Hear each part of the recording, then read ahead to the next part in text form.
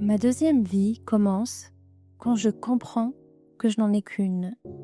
Résumé détaillé et inspirant. Introduction. Le vide intérieur. Camille a 38 ans. Elle a un mari aimant, un fils adorable, un bon travail, une maison confortable. Bref, tout ce que la société considère comme les signes d'une vie réussie. Et pourtant, quelque chose ne va pas. Elle ne ressent plus de joie, plus de curiosité, plus de passion. Chaque jour ressemble au précédent, comme si sa vie avait perdu ses couleurs. Un matin, en partant travailler, sa voiture tombe en panne, au bord d'une route de campagne. C'est un détail banal, mais ce moment va tout changer. C'est là qu'elle rencontre Claude, un homme calme, bienveillant, au regard attentif. Un homme qui se présente comme routinologue. Le routinologue, un guide pour réapprendre à vivre. Un routinologue, explique-t-il, est quelqu'un qui aide les autres à sortir de la routine.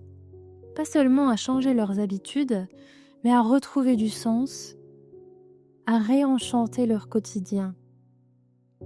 Claude ne promet pas de miracle.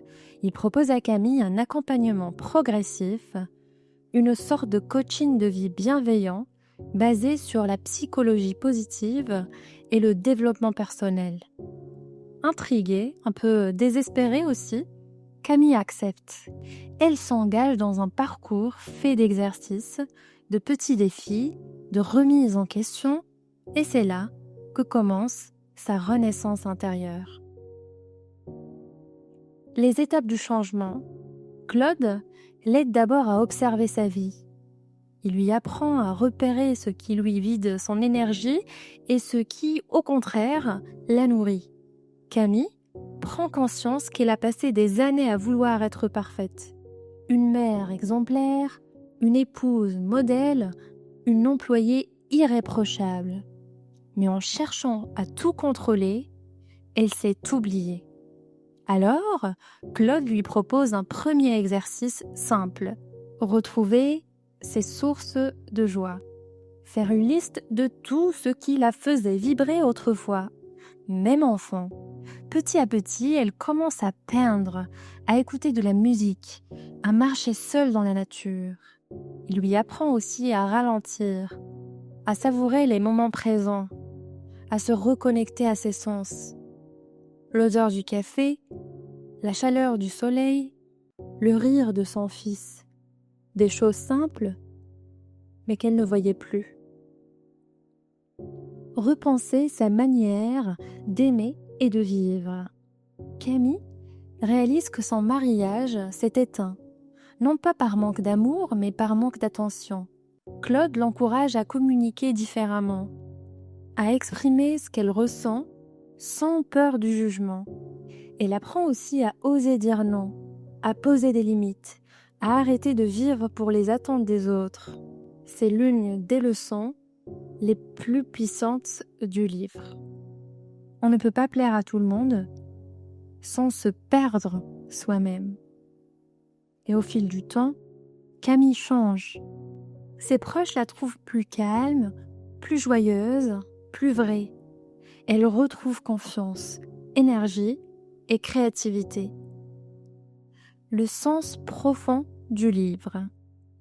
À travers l'histoire de Camille, Raphaël Giordano nous invite à faire le point sur nos propres vies. Sommes-nous encore en train de vivre vraiment ou seulement de fonctionner? Sommes-nous fidèles à nos valeurs, à nos rêves, à notre enfant intérieur? Le livre nous apprend que la deuxième vie ne commence pas après un grand bouleversement extérieur. Elle commence à l'intérieur, le jour où l'on comprend que le temps est précieux, que notre bonheur dépend de nos choix et que rien ne nous empêche de recommencer différemment. Conclusion. Un roman pour réapprendre à vivre. Ma deuxième vie commence quand je comprends que je n'en ai qu'une, et à la fois une histoire et un guide de transformation. Il nous rappelle qu'il est possible de changer, de guérir, de se retrouver à tout âge. C'est un roman qui parle de reconnexion à soi, de bienveillance, de liberté intérieure, et peut-être, quelque part, de toi, de moi, de chacun de nous. Alors, si toi aussi tu ressens ce besoin de renouveau, si tu veux redonner de la lumière à ton quotidien, alors ce livre pourrait bien être le début de ta deuxième vie. Merci infiniment d'avoir écouté. Si tu aimes ce type de vidéo inspirante, abonne-toi à la chaîne et partage celle-ci avec quelqu'un qui peut-être, a besoin d'un petit déclic pour retrouver le goût de vivre. À très vite!